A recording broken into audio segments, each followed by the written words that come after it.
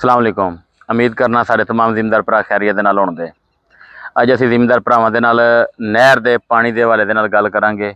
ਕਿ ਜਿਹੜੇ ਜ਼ਿਮੀਂਦਾਰ ਭਰਾਵਾਂ ਦੇ ਰਕਬਿਆਂ ਦੇ ਨਾਲ ਨਹਿਰੀ ਪਾਣੀ ਹੈ ਜਾਂ ਉਹਨਾਂ ਦਾ ਨਹਿਰੀ ਪਾਣੀ ਉਹਨਾਂ ਦੀ ਜ਼ਮੀਨ ਨੂੰ ਲੱਗਦਾ ਹੈ, ਉਹਨਾਂ ਜ਼ਿਮੀਂਦਾਰ ਭਰਾਵਾਂ ਨੂੰ ਨਾ ਹੀ ਪੋਟਾਸ਼ ਦੀ ਜ਼ਰੂਰਤ ਹੈ, ਨਾ ਹੀ ਸਲਫਰ ਦੀ, ਨਾ ਹੀ ਹੋਮਿਓਕ ਐਸਿਡ ਦੀ, ਕਿਸੇ ਯਾਨੀ कि ऐसे ਜ਼ਹਿਰ ਦੀ ਜ਼ਰੂਰਤ ਨਹੀਂ ਹੈ कि ਜਿਹੜੀ ਉਹਨਾਂ ਨੂੰ ਇਸ ਦੀ ਜ਼ਿਆਦਾਤਰ ਜ਼ਰੂਰਤ ਜਿਸ ਦੀ ਪਵੇ।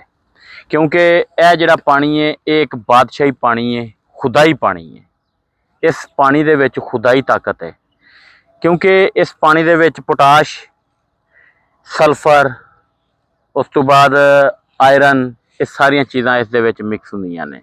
क्योंकि ये पानी दरियावां दे विच जिस टाइम आंदा है, इन्हां दी लठ, मिट्टी, मैल, हर चीज़ यानी कि इस दे विच मिक्स हुंदी है, जिस दे नाल इस ज़मीन दे विच जिस टाइम जाके ये पानी लगता है, ज़मीन नूं ताकत मिलती है, ज़मीन की फसल जिहड़ी है वो रंगत पकड़ती है, वो उन्नी ही ज़मीन नूं ताकत मिलती है। लेकिन जिथे ज़मीनां दे विच पानी थल्ले दे पानी ने, जिहड़ियां ज़मीनां नूं नहरी पानी दे वसैल नहीं है ने, उन्हां ज़मीनां नूं जिहड़ी है कम अज़ कम 2 बोरी पोटाश लाजमी चाहिए है। क्योंकि पोटाश पाने की वजह यह वे कि जिहड़ा गन्ने दे विच तंद हुंदी है, बिल्कुल जिहड़ी असीं सफैद तंद जिन्हों आने आ, जिन्हों असीं विचों फोफा आखने आ, वो जिस टाइम विचों फोफा रह जाती है, उस दे नाल ये वे कि गन्ने की जिहड़ी ओस है उस दे विच रस बिल्कुल घट हुंदी है। वो जिहड़ा तंद विच आउंदी है उस दे नाल रस की जिहड़ी तंद की वजह तो रस जिहड़ी है वो घटती है, उस तो वजन जिहड़ा बहुत ज़्यादा घट जाता है। इसलिए पोटाश जिहड़ी है उस दी कमी, खास तौर पर पोटाश उत्ते उसकी कमी दूर करती है। नाल जिहड़ी गुआरा है वो भी जिहड़ी है इस चीज़ की कमी दूर करती है कि उसनूं ठंडा रखती है,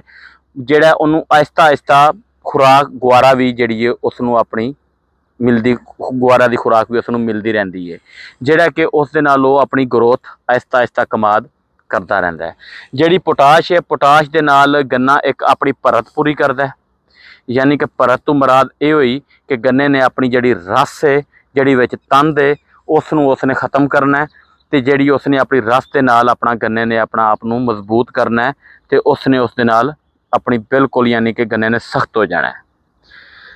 यही चीज़ां होंदियां ने जिहड़ियां असीं अपने भरावां तक अपनाणियां होंदियां ने, ते यही चीज़ां असीं अपने भरावां दे नाल शेयर करनियां होंदियां ने। लिहाजा अगर तुहानूं साडीआं वीडियो अच्छियां लगदियां ने तो साडीआं वीडियो नूं लाजमी लाइक करिया करो, तो अपने तमाम दोस्तों तक लाजमी शेयर करिया करो, क्योंकि यही चीज़ां शेयर करन दे नाल ही अपने तमाम दोस्तों तक पहुँचदियां ने। अगर तुहानूं साडी वीडियो अच्छी लगी हो तो अपने तमाम दोस्तों तक शेयर लाजमी करिया जे, साडे चैनल सबसक्राइब लाजमी करिया जे, बैल आइकन दे बटन नूं दबाना ना भुल्लिया, जिहड़ा कि साडी हर आउण वाली वीडियो साडे भरावां तक पहुँचे। जी, अस्सलाम वालेकुम।